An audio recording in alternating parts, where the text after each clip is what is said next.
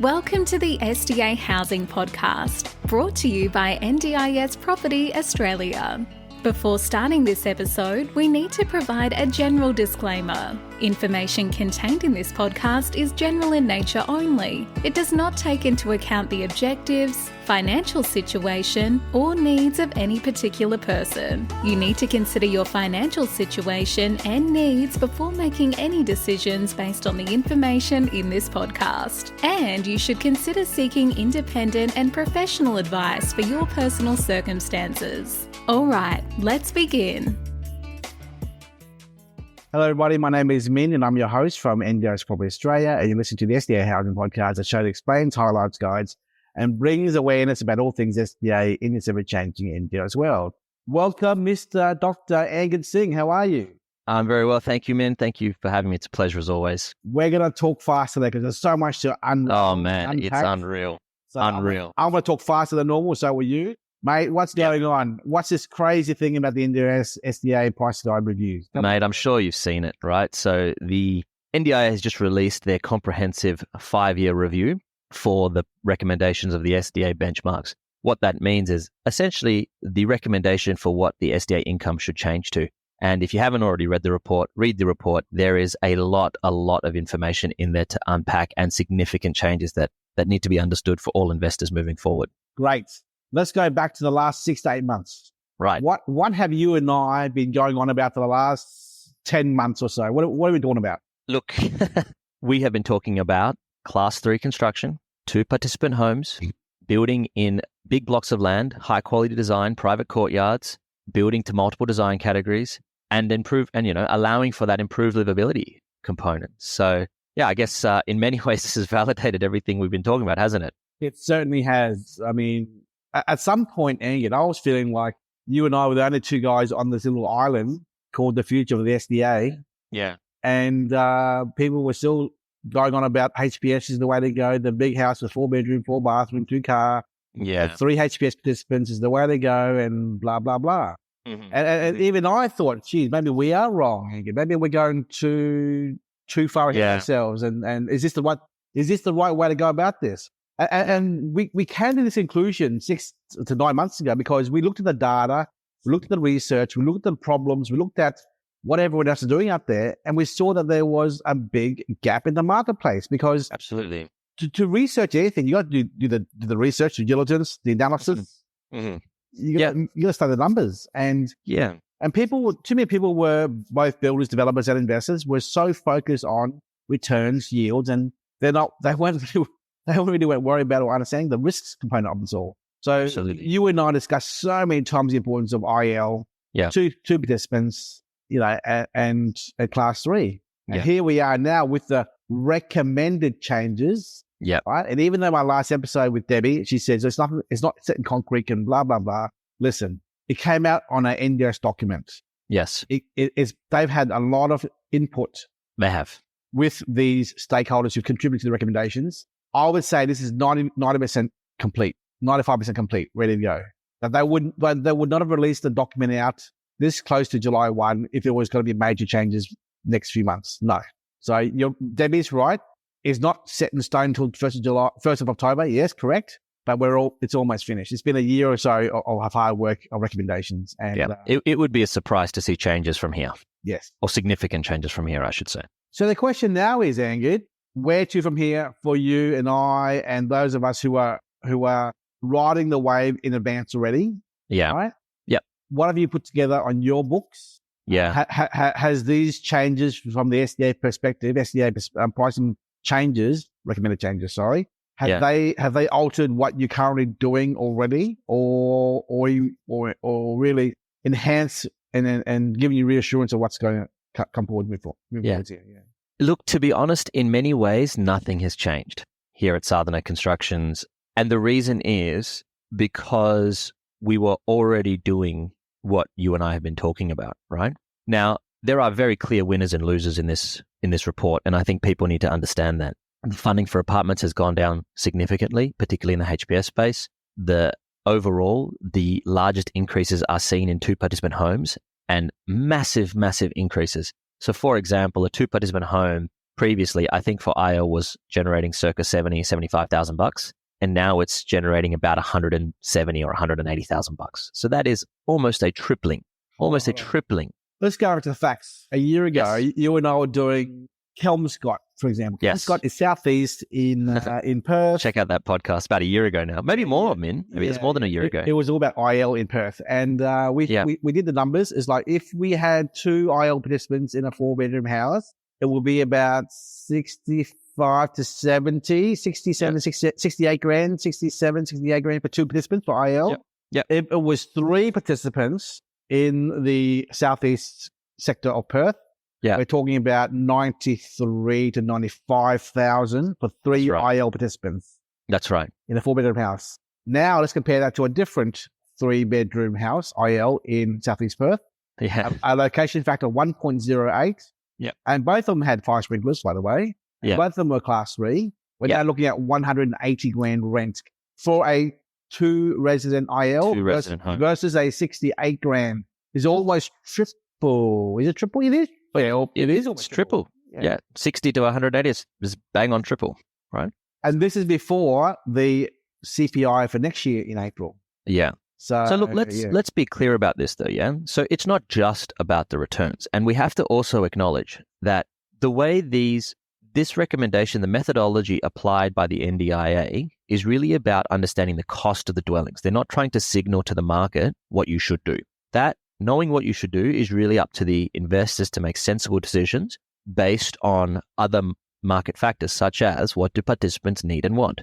And what's really interesting is back then, Min, you might remember we were doing lots of ILs, and I actually feel like we were doing 2-participant homes when everyone else was doing 3-participant homes. And I felt like we were being punished, because we were really struggling to sell our 2-participant homes because the 3-participant homes on paper looked like they'll do so much better.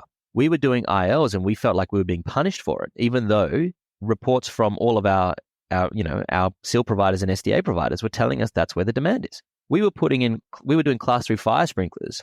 Our homes, costing an extra $150,000 on some occasions and getting essentially no benefit for that. So I really feel like, whilst these incomes have increased so dramatically, one thing that we need to be conscious of is they're not telling us what to do next. What they are telling us, I feel like they've stopped punishing us for the things that we have been doing right. Do you know what I mean? Totally agree. We've been released from prison. We've been released. Yes. That's innocent. Yeah.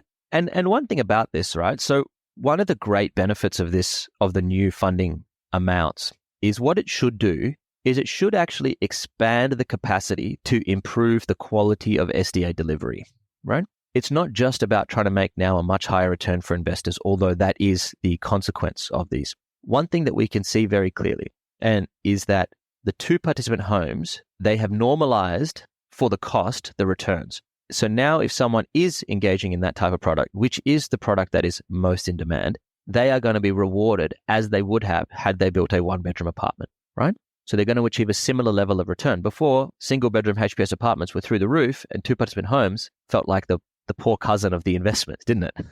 So can you refresh our listeners the price increase in the last year or 2 years on land and build across the industry, please? Look, that's highly specific to location. I think the report says some specific numbers. In Perth, I can tell you land has probably gone up around 10 to 12% over the last 2 years, maybe slightly more. 30 to 50% increase in land prices, yeah, but the cost of land as the whole package is probably about 50 to 60% of the whole aggregate cost, yeah. Yeah. So the report says that the increase in land over the last 5 years has been around 60 to 70%, noting that WA and Northern Territory had very little increases. So poor little Perth over here didn't get a lot of growth in terms of the land. However, that's probably going to change over the next 5 years. I expect it'll be the reverse. Perth will probably show some of the largest growth in terms of the land values. Gotcha. Yeah, in the past, if you had 2 or 3 tenants, you're getting roughly $1,000, slightly over $1,000 per year per person in the house. Now it's $5,000 per person in this 2-tenant house in Southeast Perth. Yeah, with a location factor of 1.08. Yeah. Mm-hmm.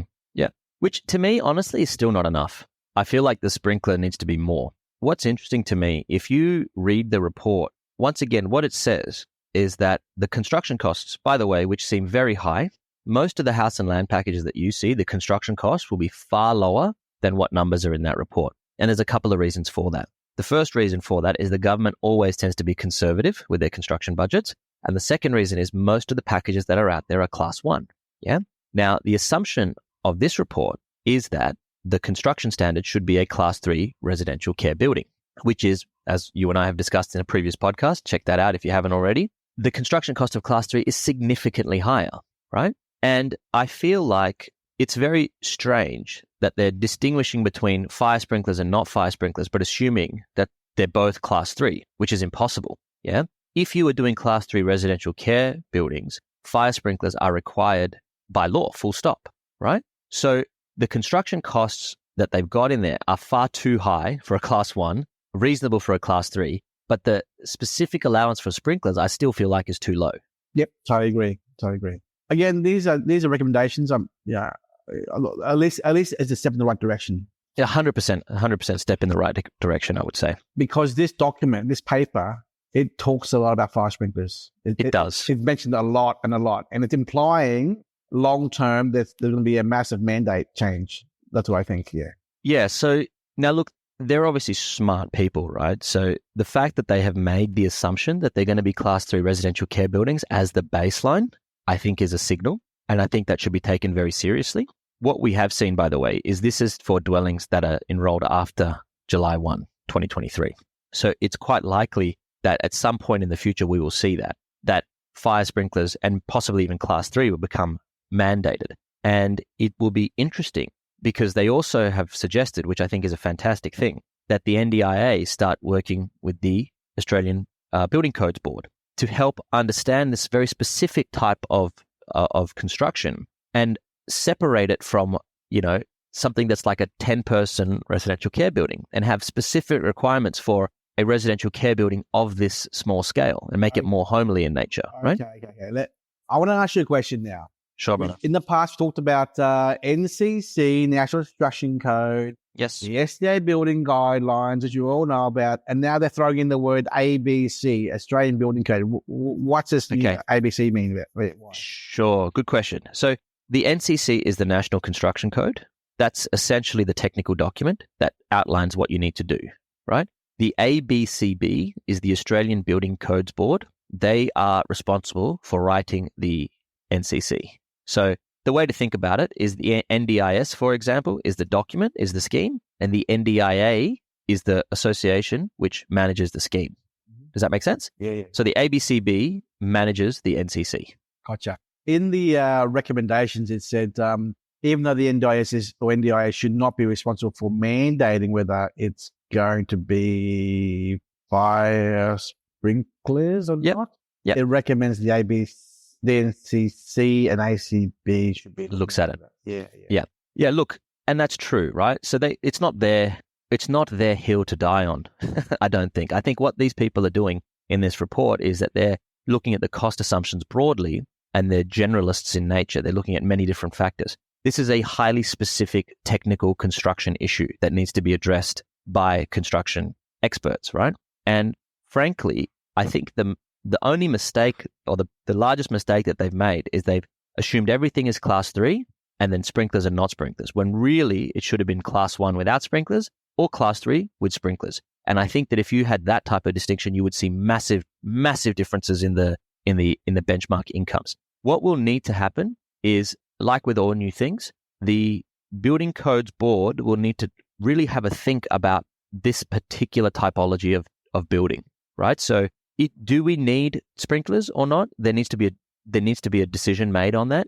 Frankly, the way the NCC is written today, it's my view that they fall squarely in the category of a class 3 residential care building, and it's almost impossible to come to any other view if you read the NCC plainly. However, I also acknowledge that class 3 residential care buildings are probably not the most homely and welcoming buildings to live in. And so maybe some modifications need to be made to the actual NCC to really give people that are living in these residential care buildings both the amenity and safety, but also the homeliness that we would expect from a residential dwelling. Do you know what I mean? Yeah, gotcha. No, well, there have been mixed views about the sprinklers in this SDA. There has been. Concerns that the inclusion of the sprinklers may reduce the amenity and lead to more institutionalized setting for SDA, as you say, versus ethical review. Yeah. the current allowance as of now, or as of currently, is 1.2% of the total building costs for apartments. Yeah. And 1.9% of the total build cost for other build types. And this is insufficient to cover the cost of installing fire sprinklers. So now there's a change as to how the costs associated with the provision of fire sprinklers are considered, which has been added to the number of the new price tables. So or maybe let's be more clear, right? What I'm not saying is that the cost of sprinklers is overstated or the cost of maintenance of sprinklers is overstated. What I am saying is that the cost of homes without sprinklers, they're still assumed to be class 3. So the cost of homes without sprinklers is way overstated, right? If we built a class 1 home without fire sprinklers, it would be a lot less than a class 3 home with fire sprinklers, right? So what I really think they should have done is the homes without sprinklers should be a lot lower than the homes with sprinklers, because the distinction is not really sprinklers or otherwise, it's class 3 or class 1. And we would expect to see at least a 15% difference between class 1 costs and class 3 costs. Does that make sense? Yeah. Rather than focusing on this narrow issue of sprinklers, the broader issue, which includes sprinklers, is actually the class 1 versus class 3. Gotcha. And that's where the distinction should be. Cool. I'll put a stop right there. We've had this discussion so many times now. Yeah, man. Yeah, go back and read the previous podcast or listen to the previous podcast. Moving on, I want to talk about just for 3-4 minutes, GST. Yes, so the GST cost is mentioned quite a lot in the tables there. The GST paid, claimed, not claimed. I just want to read something here of another document I have in front of me. It says, currently GST credits can only be claimed by SDA providers and not by developers, owners, self-providers, and investors who are not registered SDA providers. Determining exactly what the SDA price is applicable to each dwelling has become a little bit more complicated now due to the welcomed change that sees SDA prices from July 1, 2023 to take into account the GST position. What's your feedback on the GST matter now, regarding all this? Look, it's unusual, right? It's unusual that they'll distinguish between the tax status of the owners. However, what I would say is this: SDA income is actually classified as a medical support. So it's a GST-free income. Now, I didn't know, or I'm not sure, you have to speak to a tax accountant about the very specifics around the nuances of GST, a very complicated subject, and you have to get personalized advice on that. However, there was recently, maybe not, I think in 2021, a ministerial decision which confirmed that SDA income is actually GST-free. So I don't know who can and who can't claim GST. Certainly the people that I work with mostly are commercial entities and they do claim back the GST. I know a lot of mum and dads, however, simply cannot. So maybe this will at least allow the mum and dads to get a similar return to what a commercial entity might get otherwise. If you're a mum and dad investor buying in your personal names, you're not going to claim the GST refund. If you are buying via family trust, discretionary trust or entity, you can claim the GST back from the bill cost there. Potentially, yeah. Speak to your accountant. This is very, very nuanced tax advice, yeah. Well, moving on, GST done, sprinklers done. What other major issues should we cover in this podcast? Mate, I think what we have to see is the big winner in this is the high quality 2-participant home, yeah? And I think what we have to also acknowledge is, to me, the biggest loser in this is actually the robust category. Now, the robust category is interesting because if you speak to providers in the space, people who care for people that have the types of conditions that you would expect to see in robust dwellings, what you see is that really the only viable typology for a robust is a single participant villa. Yeah. Anecdotally, I mean, I'd say 90% of the providers that I've dealt with that work with people who in the robust categories have said they would never put more than one participant in a home. And given that apartments are out of the question, and given that there's no category for a single participant house, what that means is that the only available category for these people is a single participant robust villa. We've actually got 7 or 8 under construction at the moment, or in the stages of construction. And I really feel like the income increase in that has not been sufficient. And I feel like that hasn't really supported those people. And especially in that small section, I feel like that's the section where they need most of the help. Right? Now, it's possible they'll address this in a limited review at a future state. However, I really feel like that's something that needs to be brought to the surface and people need to start acknowledging and taking care of. I totally agree with everything you've said. Mm-hmm. But But putting the hat of a government representative on board or my head representing the NDIA, I would argue with you otherwise, saying the following. I would say to you, well, Mr. Investor, the SDA price changes have increased slightly for robust. Mm-hmm. For one resident, yes, we know there's no one resident housing. We know that. Mm-hmm. But for a robust participant, their income is now between 85 to 95,000 a year for the SDA funding for robust category. Now, there's only so much we can pay for one resident SDA funding. I mean, if you're not happy at 95,000, what would you be happy with? 110, 120, 130? That seems a little bit ludicrous to actually pay that kind of money for one person living in a house or a villa here. Is it not, Mr. Investor? That's how I would respond as a critic to what you just said. Yeah, sure. So look, again, what they are fundamentally doing is they are looking at the cost of creation, like the cost of creating the product that they need. Because remember, the outcome of not having people in suitable accommodation is dire. Yeah. So they have to acknowledge that we need accommodation for robust. We need it. Yeah. So they have to look at the costs of that construction and that dwelling, both in acquisition and in ongoing costs. And they have to provide investors with an appropriate return. What I'm seeing at the moment is that the return of a robust compared to an IL, for example, is the differential is insufficient to justify ever building a robust villa. Yeah. We're doing it because it's not just the money, right? Like the money is great, but it's not just the money. If people need robust accommodation, we're builders, we have to build it. Otherwise, where are these people going to live? Do you get me? And I do feel like this was the same with IL, by the way. And you saw what happened with IL. When there was an enormous demand and the market wasn't serving it, the NDIA came out with a review, which we've just seen, where they've significantly incentivized people to do that, right? I suspect they'll do the same with robust in the future. Simply acknowledging that there has to be a difference between what an IL participant gets and what a robust participant gets, given the difference in cost of creation and ongoing costs of the two categories, right? I agree.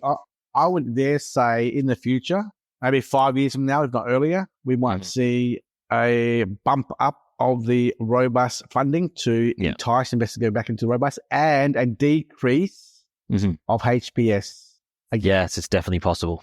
Because possible. With time and volume and saturation is the key word here, the possibility of the market requiring less HPS dwellings is going to be an issue, an important issue, as in we don't need as many more HPS anymore.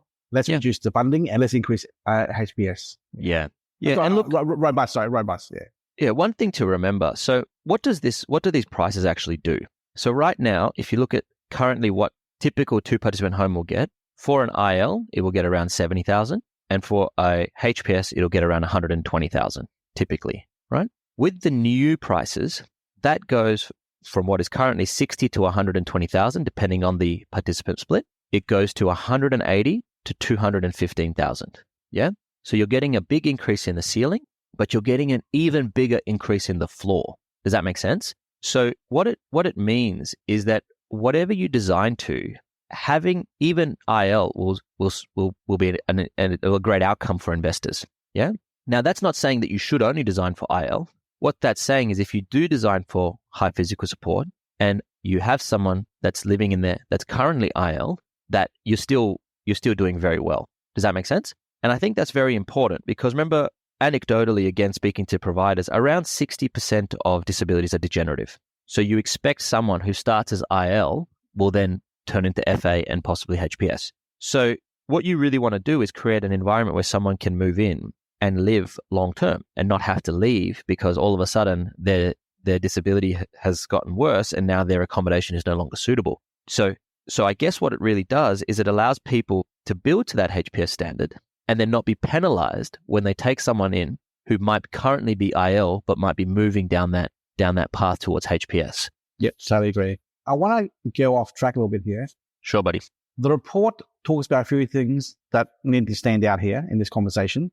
Location factor. Yep. Maintenance costs, ongoing costs, land pricing, build pricing, and fire sprinkler costs. Yeah. So it talks in detail these matters, which has never been done before. Now, I want to remind our listeners here that if someone says to me right now off the street, oh, well, isn't it a bit silly that the government's increasing all these funding from this to 100, 200 grand a year? Well, guess what? The land price and build prices of construction costs have gone up so much that the increase in funding is to cover those costs. Yeah. Right?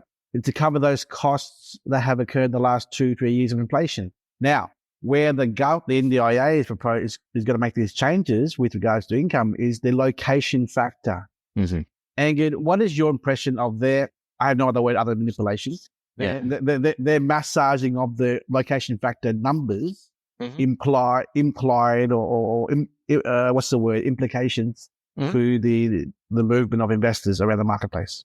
Mm-hmm.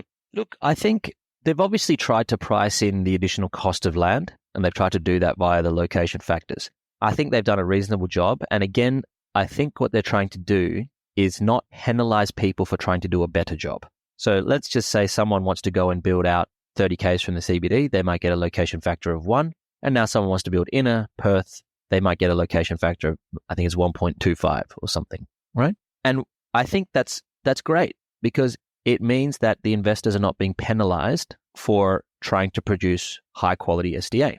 Now, the problem, I think, with the location factors is that the statistical areas are just too large. Yeah, like they're massive. And you could literally have in the same statistical area a block of land worth $1 million and a block of land worth $300,000 in the same statistical area.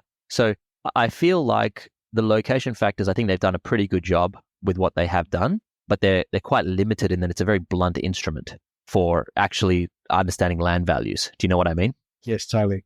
But yeah, at least this explains to people why the numbers are so massive. When I speak to some clients recently in the last few days, they're just shocked at the massive numbers now. Yeah, double, triple the numbers. Yeah. But I mean, you said it right before, right? So remember when we've been doing this for about 4 or 5 years now, right? This is what SDA looked like 5 years ago. These are the returns that we were seeing 5 years ago.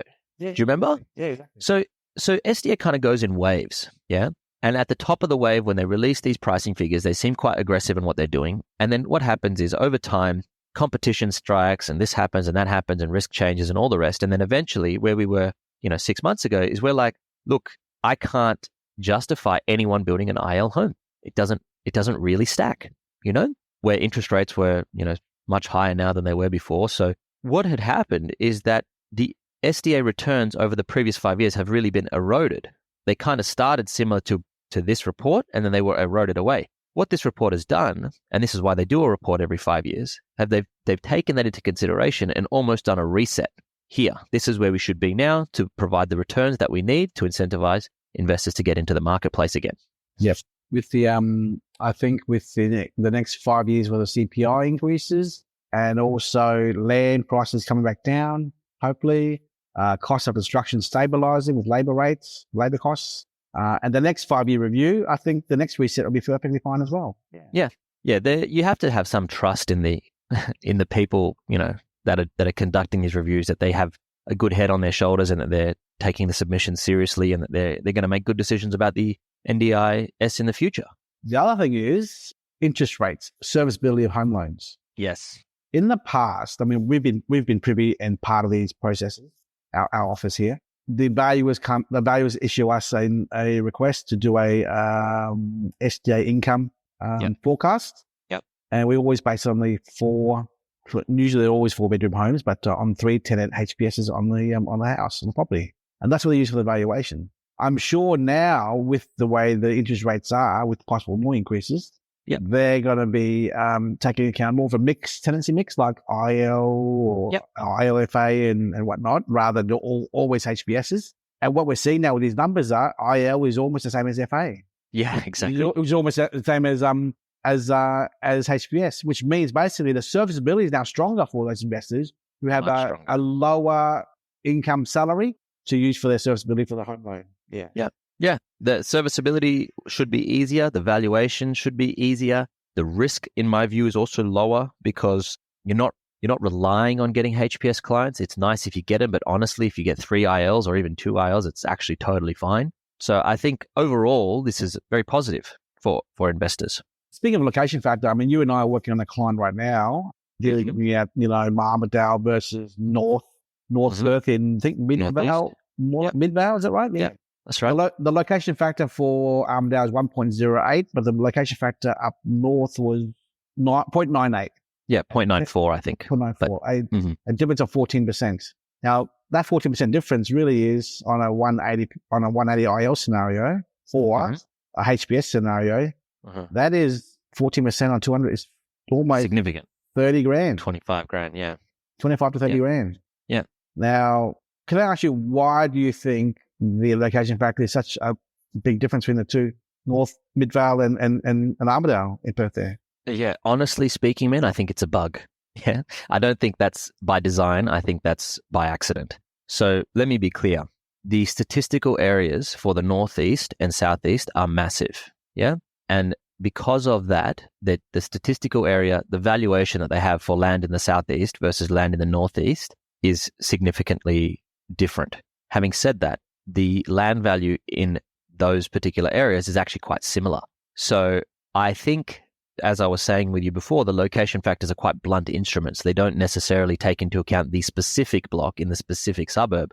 They take a very large statistical area and try to apply some sort of multiplier on top of that. I think that this particular client that we're dealing with is very sophisticated, very intelligent, and they are looking at what I think is more important, which is overall participant demand and the quality of the providers available to them at each of the locations. So if I was an investor right now, you got to start with the users. You got to start with the participants and make your decision based mostly on where you believe your asset will serve the participants the best, rather than trying to manipulate 1.25 or 1.08 or whatever it is, simply because you're trying to make a spreadsheet work. Does that make sense? Yeah. That's why I think those numbers are different, but I really think that those two locations are very similar on balance, and I don't think that it's unfair for the investor that he gets paid less if he's in the Northeast versus the Southeast in those locations. Gotcha. Any final words of advice or any other topics we have not covered yet so far? No, I think you and me have been saying the same message from day one, and this gives me increased confidence in sticking to that message, and that is build high quality participant and provider-led homes. The 2-participant home, I think, is still the flagship product. It's our flagship product. It's the one that we do most of. And I think that this report confirms that that's probably the one that we should be doing the most of. We are still in the main moving towards designing to a HPS standard, fully understanding that we may not get to HPS. However, accepting that it gives us the largest access to a participant base, plus it allows for people, which is many, many people with disabilities, to be able to move in and have the confidence that they won't have to leave their dwelling should their disability get worse, right? One other thing. Sorry to interrupt you here. So are you saying that all of your designs from now on and packages will be all HPS or a mix of IL versus HPS? Yeah. Look, so we will do, if we can do HPS, we'll do HPS. So let's be clear. When can we do HPS and when can we not do HPS? There are different design requirements for HPS and IL. Such as, the width of the corridors, the size of the parking space, the gradients of the land, all the rest of that, yeah? Sometimes on a particular site, you actually can't design, or it's very difficult to design a HPS dwelling. So in those situations, maybe an IL is a great outcome. So we are designing to the best standard that is practical for that particular site, yeah? We are definitely not trying to save 50 grand by eliminating fire sprinklers, because it's not our philosophy. Our philosophy is to do the best possible. Sometimes the best possible is a really good quality 2-participant IL home. And I'll give you some examples where that may be the case. So you may be aware that there are very specific gradients that are required from the front of the property to the entrance. Yeah. With IL and robust, you can actually, if you can't achieve the gradient from the front of the property, you can have a level entry from the garage. So what that allows is you can deal better with slopes. In a HPS, you just simply couldn't do that. You'd be digging out too much soil or trying to add too much soil, and then you'd have all these other kinds of problems. So that's what I mean.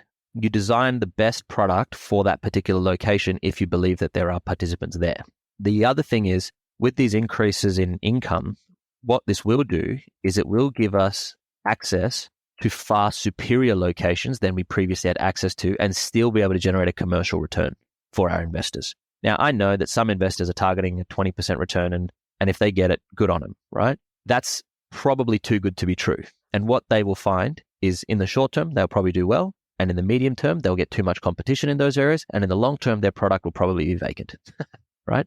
So what we're encouraging people to do is take this income, now design the best commercially sustainable product in the best commercially sustainable location that is available, and let's build something that's fantastic that someone will just really enjoy living in, and that might be different, right?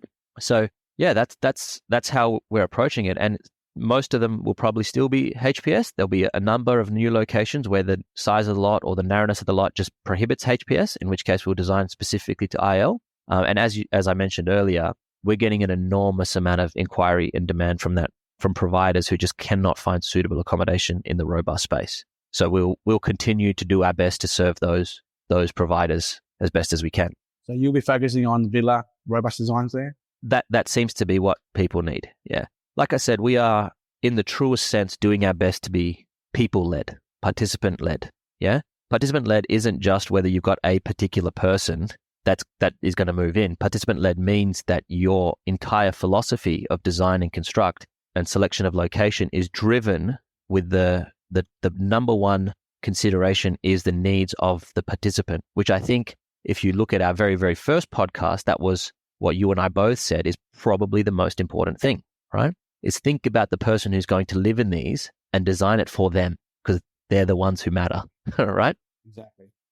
And that's why a lot of your designs are really wonderful. They've got courtyards, fire sprinklers, class 3, they're in unique areas. Yeah. It's very important that the product stands out, I'm sure. Absolutely.